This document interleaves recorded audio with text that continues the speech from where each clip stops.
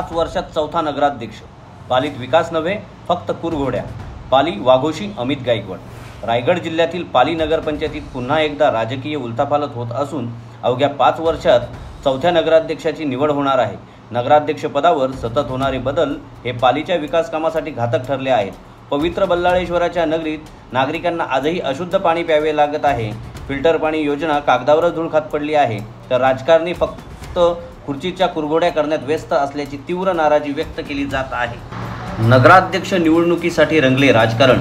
पाली नगरपंचायतीत एकूण 17 सदस्य असून 2 सदस्य बाद झाले आहेत। सध्याची ताकद राष्ट्रवादी काँग्रेस अजित पवार गट 5, शिवसेना शिंदे गट 5, भाजपा 4 आणि शेकाप 1 अशी आहे। राज्यस्तरीय पातळीवर भाजप, शिंदे गट, अजित पवार गट अशी महायुती एकत्र असली तरी पाली नगरपंचायतीत मात्र एकी साधली नसल्याने तिरंगी लढत होणार आहे हे निश्चित झाले आहे। या पदासाठी 3 उमेदवार रिंगणात आहेत। कल्याणी संदीप दबके शिवसेना शिंदे गट, नलिनी म्हात्रे राष्ट्रवादी काँग्रेस गट, पराग विजय मेहता भारतीय जनता पार्टी। प्रथम नगराध्यक्षापासून आजवरचा प्रवास 2022 मध्ये स्थापन झालेल्या पाली नगरपंचायतीच्या प्रथम नगराध्यक्षा गीताताई पालरेच्या होत्या।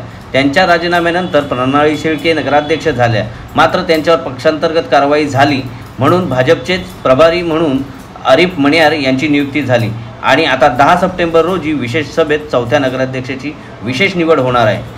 शिवसेनेने निर्धार केला आहे की कल्याणी दबकेच नगराध्यक्ष होतील। या निवडणुकीत शिवसेनेचे पदाधिकारी सरळ ठोकून सांगत आहेत की पाली नगरपंचायतीच्या नगराध्यक्षपदाच्या खुर्चीवर यावेळी आमच्या कल्याणी संदीप दबकेच बसणार आहेत हे निश्चितच आहे। यामुळे आगामी विशेष सभेतील मतदान हा केवळ औपचारिकतेचा भाग ठरणार की भाजप राष्ट्रवादी अजून एकत्र येऊन उलटफेर करतील याकडे संपूर्ण रायगडचं लक्ष लागलेलं आहे।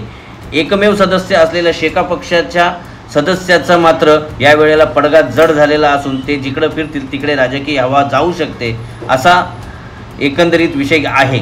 पाली नागरिकांना विकास हवा की राजकीय डावपेच हा प्रश्न 10 सप्टेंबरला सुटणार आहे। ताज्या बातम्या आणि घडामोडींसाठी आमच्या न्यूज चॅनलला लाईक करा, सबस्क्राईब करा, कमेंट करा आणि शेअर करा।